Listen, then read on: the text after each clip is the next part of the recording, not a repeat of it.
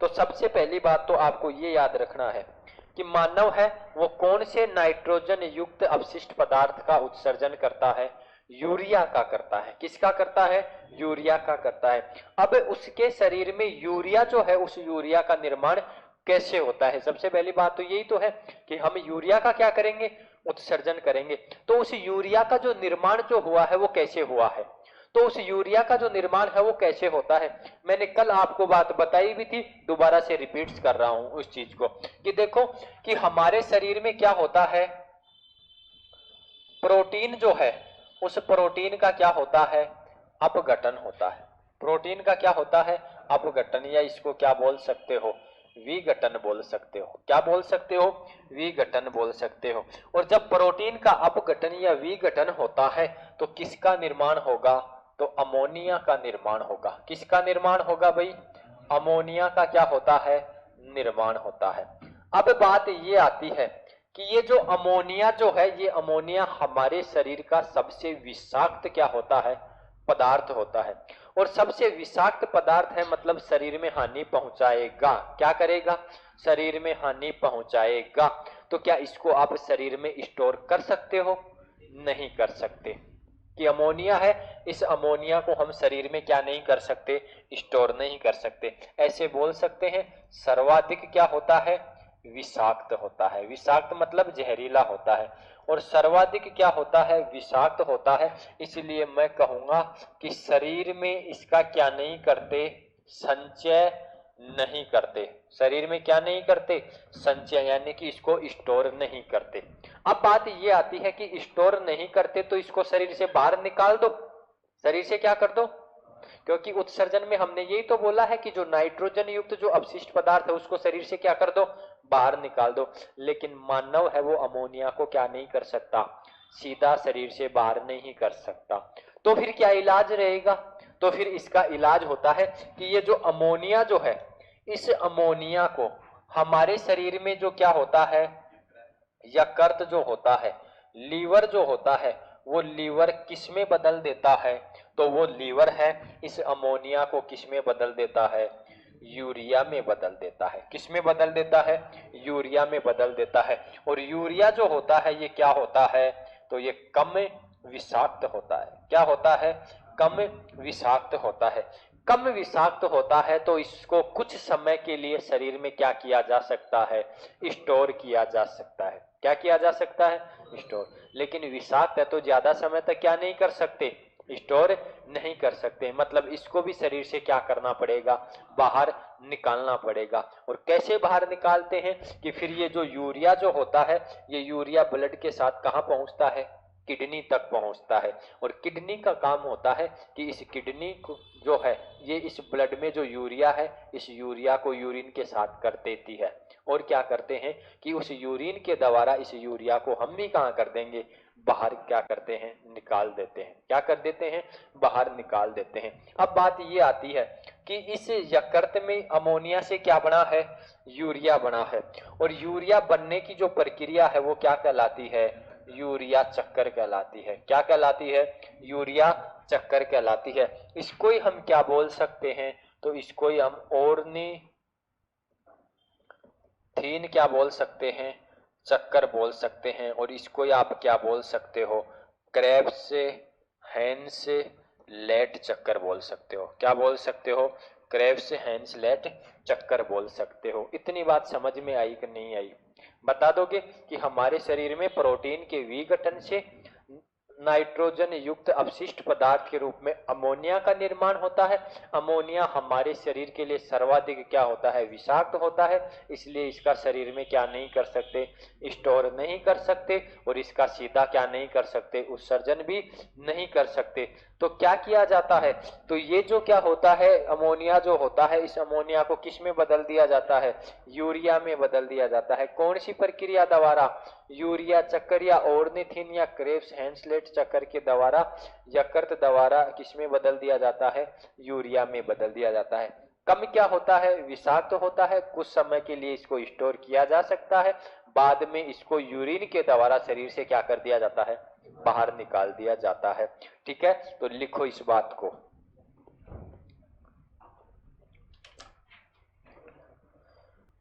हमारे शरीर में, हमारे शरीर में मतलब मानव की बात कर रहे हैं, हम का मतलब मानव है भाई अपन। हाँ, हमारे शरीर में प्रोटीन के विघटन से, प्रोटीन के विघटन से, प्रोटीन के विघटन से नाइट्रोजन पदार्थ के रूप में, नाइट्रोजन युक्त पदार्थ, नाइट्रोजन युक्त पदार्थ, नाइट्रोजन युक्त पदार्थ के रूप में अमोनिया का निर्माण होता है, अमोनिया का निर्माण होता है, अमोनिया का निर्माण होता है। लिख लिया? हाँ। इस अमोनिया को, इस अमोनिया को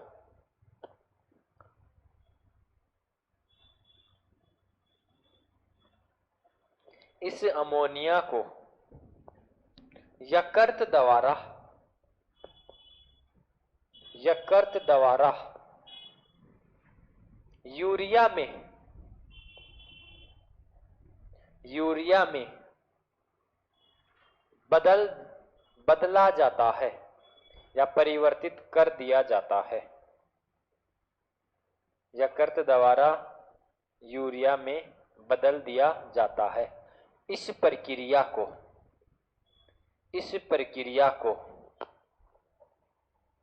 यूरिया चक्कर, और कोष्टक में ये दोनों बात लिख देना, यूरिया चक्कर कोष्टक में लिखना, ऑर्निथीन चक्कर,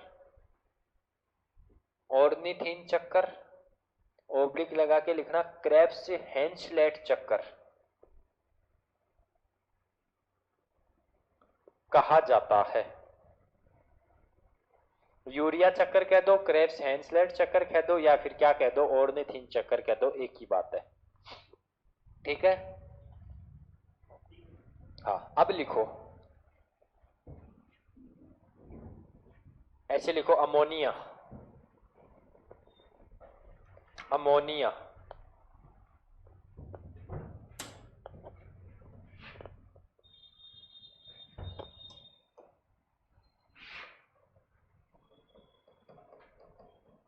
फॉर्मूला क्या होता है? NH3। शरीर का या शरीर में सबसे क्या होता है? विषाक्त पदार्थ। लिखते जाओ। जल में क्या होता है? घुलनशील। और जल में घुलनशील है तभी हम बोल सकते हैं कि शरीर में यह हानि पहुंचाएगा। शरीर में क्या नहीं होता? संचय नहीं। कि इसका शरीर में क्या नहीं होता? संचय नहीं होता। और दूसरा लिखो, यूरिया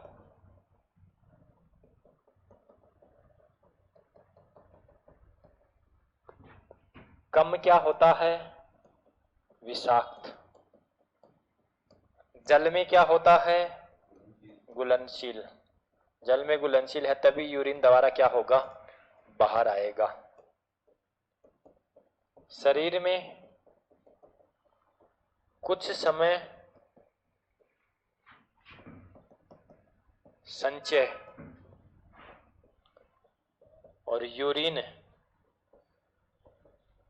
द्वारा शरीर से उत्सर्जन।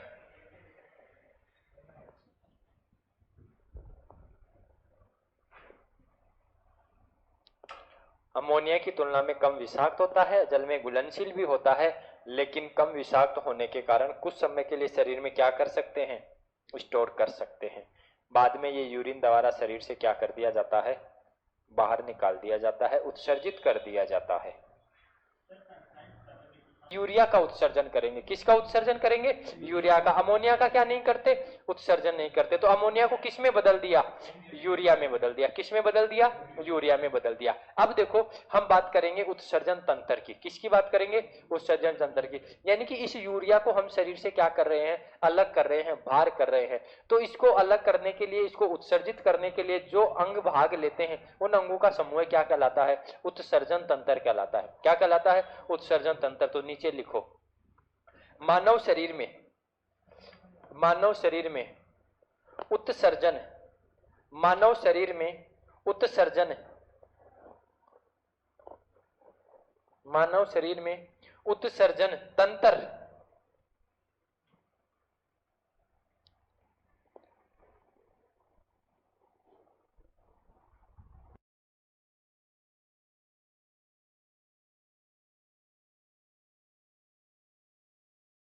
तंत्र में, उत्सर्जन तंत्र में शामिल शामिल संरचनाएं या अंग, ऑब्लिक लगा के अंग लिख लेना, निम्न है।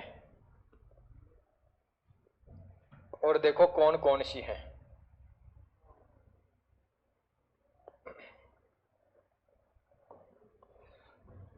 बना लो मेरी साथ साथ।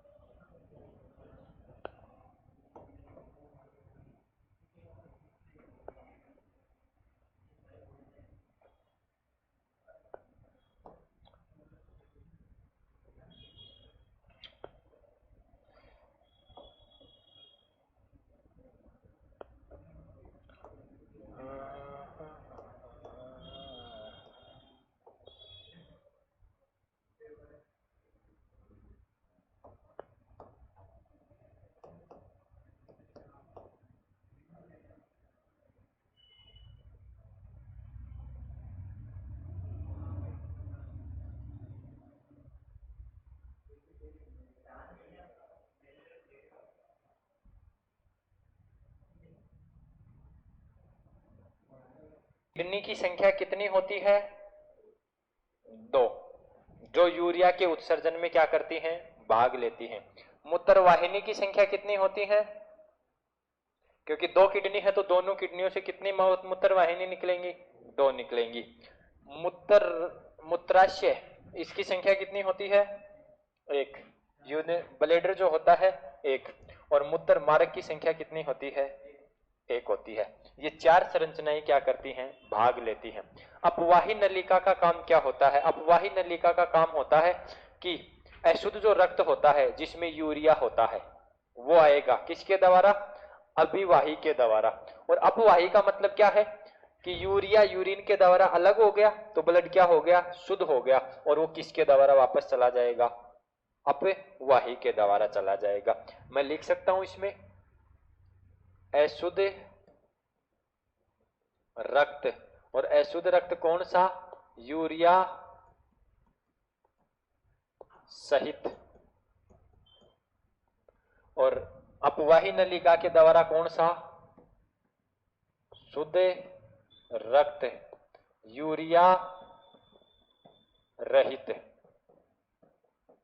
इसके द्वारा ये बाहर जाएगा और इसके द्वारा ये रक्त अंदर आएगा।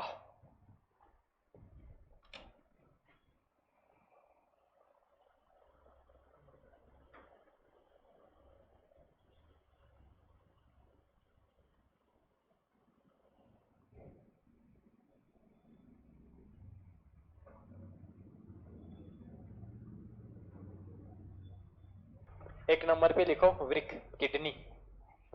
किडनी, हाँ इसको लिखो, रिपीट करो इसको डायग्राम से अलावा। और इसके आगे लिख देना 2। 2 का मतलब समझ गए ना? ये किडनी की संख्या कितनी? 2। फिर लिखना मूत्रवाहिनी। मूत्रवाहिनी की संख्या कितनी? 2। कि 2 ही किडनी है तो 2 ही क्या निकलती है? मूत्रवाहिनी। मूत्र को लेकर आएंगी और कहाँ इकट्ठा करेंगी? मूत्राशय में। तो मूत्राशय की संख्या 1, जिसको ब्लैडर बोलते हो आप। और लास्ट में कुछ समय तक मूत्राशय में मूत्र क्या रहता है? संग्रहित रहता है, और फिर उसको किसके द्वारा? मूत्र मार्ग के द्वारा, यूरेथ्रा के द्वारा शरीर से क्या कर दिया जाता है? बाहर कर दिया जाता है। तो मानव उत्सर्जन जो तंत्र होता है, उस उत्सर्जन तंत्र में कौन कौन से अंग शामिल होते हैं? तो कौन कौन से अंग शामिल होते हैं? किडनी हो गया, मूत्रवाहिनी हो गया, मूत्राशय हो गया, और क्या हो गया? मूत्र मार्ग हो गया। क्या हो गया? मूत्र मार्ग हो गया। और अब एक नंबर पे लिखो वृक्क, किडनी की बात करेंगे।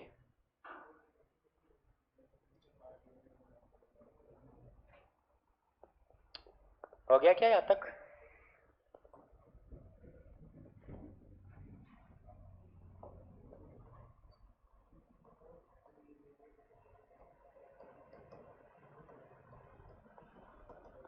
समझना एक बार। सबसे पहले कि हम बात करें कि जो हमारी किडनी जो होती है, वो किडनी हमारे शरीर में कहाँ होती है? तो किडनी कहाँ होती है? पेट में? पेट में होती है किडनी?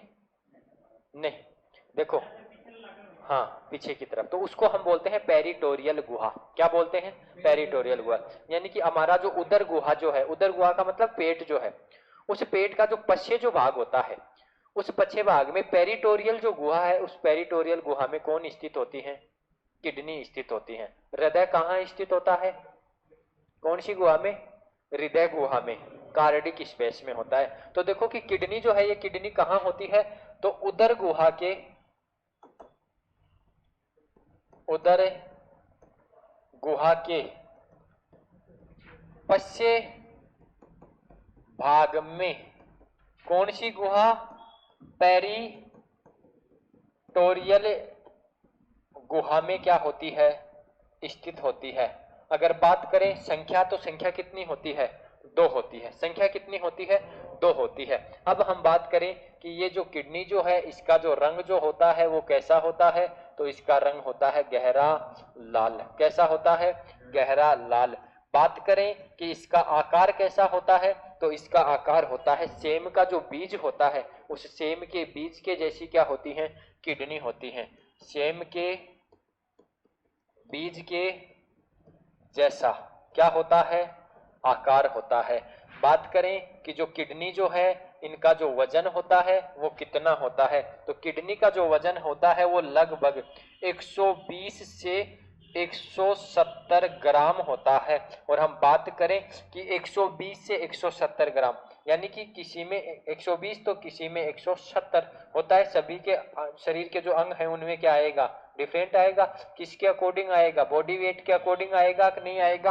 अब हम बात करें कि ये जो होता है 120 से 170 ग्राम, ये दोनों किडनियों का नहीं होता, एक किडनी का होता है। फेफड़ों में हमने दोनों फेफड़ों का लिखा था। कितना लिखा था? हाँ, 1300 से कितना लिखा था? 1500 ग्राम लिखा था। किसका वजन लिखा था? दोनों फेफड़ों का लिखा था। लेकिन यहाँ पर 120 से 170 ग्राम ईच का मतलब प्रत्येक, कि एक किडनी का वजन 120 से क्या हो सकता है? 170 ग्राम हो सकता है। अब देखो कि ये जो किडनी जो है, इस किडनी की अगर मैं बात करूं कि जो किडनी है इसका कार्य क्या होता है, तो किडनी का कार्य होता है रक्त को क्या करना? शुद्ध करना। रक्त को क्या करना? शुद्ध करना। अब आप बोलोगे कि सर रक्त तो फेफड़ों में भी क्या होता है? शुद्ध होता है। बिल्कुल होता है, लेकिन फेफड़ों में रक्त का शुद्धिकरण कैसे होता है? तो फेफड़ों में CO2, फेफड़ों में रक्त का जो शुद्धिकरण होता है वो कैसे होता है? कि जो रक्त जो होता है, उस रक्त में कौन सी गैस घुली होती है? CO2 gas. और CO2 गैस शरीर के लिए क्या होगी? हानिकारक। तो उस रक्त में से CO2 को बाहर निकालने का काम तो कौन करेंगे? फेफड़े करेंगे। कौन करेंगे? फेफड़े। लेकिन रक्त में होता है यूरिया। क्या होता है? यूरिया। यूरिया अपशिष्ट होता है कि नहीं होता? तो उस रक्त से उस यूरिया को अलग करने का काम कहाँ होता है? किडनी में होता है। मतलब कि यूरिया भी अपशिष्ट है, और यूरिया को अगर रक्त से क्या कर रहे हैं? अलग कर रहे हैं, मतलब रक्त क्या हो रहा है? शुद्ध हो रहा है। तो देखो कि कार्य क्या होता है? तो कार्य होता है रक्त का क्या करना? शुद्धिकरण करना। और रक्त का जो शुद्धिकरण जो है वो कैसे होगा? कि जो रक्त है, उस रक्त से क्या बाहर निकाल दिया जाता है? तो रक्त से यूरिन के द्वारा यूरिया को, किसको? यूरिया को परानिस्यंदन क्रिया द्वारा, परानिस्यंदन क्रिया द्वारा, जिसको बोलते हैं अल्ट्रा फिल्ट्रेशन द्वारा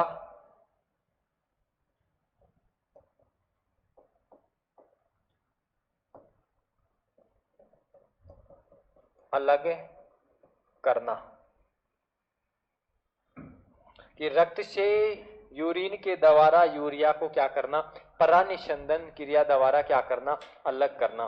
मैंने बताई थी कि फेफड़ों में जो क्या होता है कि CO2 गैस को बाहर किया जाता है, और CO2 गैस को बाहर किया जाता है कौन सी क्रिया द्वारा बाहर किया जाता है, विसरण के द्वारा किया जाता है। तो दोनों बात याद रखना कि फेफड़ों में गैसों का क्या आदान प्रदान होता है, रक्त का शुद्धिकरण होता है कौन सी प्रक्रिया द्वारा, विसरण। किडनी जो है, किडनी में रक्त का शुद्धिकरण होता है, क्या होता है, शुद्धिकरण। कैसे होता है कि रक्त में उपस्थित जो क्या होता है यूरिया है, उसको यूरिन के माध्यम से क्या किया जाता है, अलग। कौन सी क्रिया द्वारा किया जाता है, परानिस्यंदन कर, किसके द्वारा, परानिस्यंदन। याद रखना, परा का मतलब होता है अलग करना, दूर करना। परा का मतलब क्या होता है, अलग करना, दूर करना। और निस्यंदन का मतलब होता है कण। निस्यंदन का मतलब क्या होता है, कण। तो किसके कणों को बाहर कर रहा है, यूरिया के कणों को क्या कर रहा है, बाहर। तो किडनी में यूरिया के कणों को बाहर किया जाता है कौन सी विधि द्वारा, कौन सी क्रिया द्वारा किया जाता है, तो परानिस्यंदन द्वारा किया जाता है। किसके द्वारा किया जाता है, परानिस्यंदन द्वारा। तो ये बात लिखो।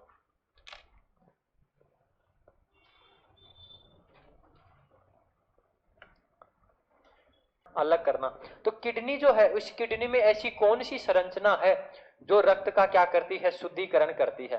तो ये जो किडनी है, इस किडनी में होते हैं आपके, बोलते हैं अपन कि किडनी का जो भाग है उस किडनी में होते हैं आपके नेफ्रॉन।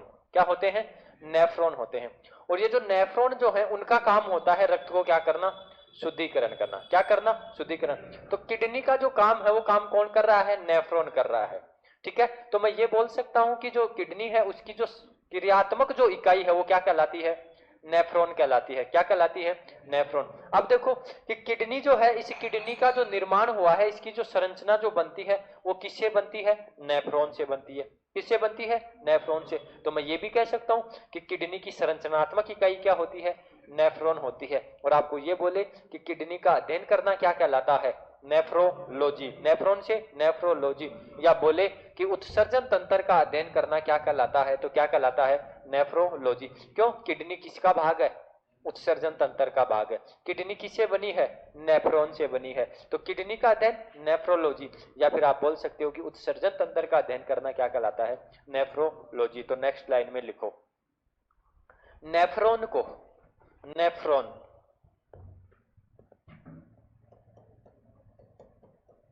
हिंदी में बोलते हैं वृक्काणु। नेफ्रॉन को क्या बोलते हैं, वृक्काणु। नेफ्रॉन को वृक्कों की, वृक्कों की, नेफ्रॉन को वृक्कों की,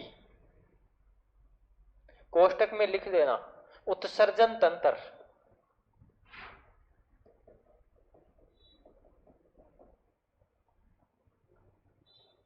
वृक्कों को,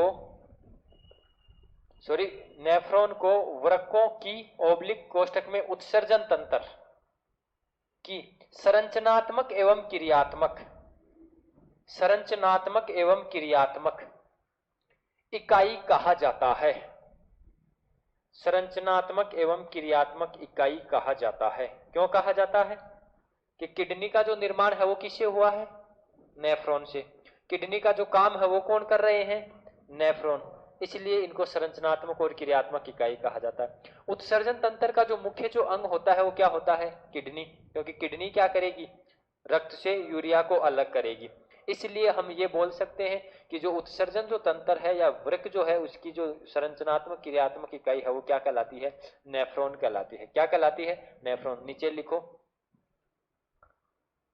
किडनी इंग्लिश नाम आता है, किडनी कोष्टक में लिखना उत्सर्जन तंत्र,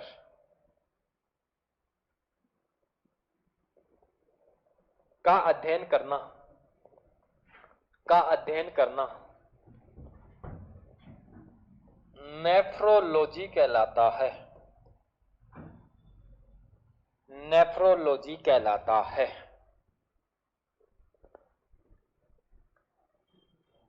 नेफ्रोलॉजी कहलाता है। नेक्स्ट क्लास में हम बात करेंगे कि यूरिया का जो उत्सर्जन होता है वो कैसे होता है, कि किडनी के अंदर रक्त से यूरिया कैसे अलग होता है।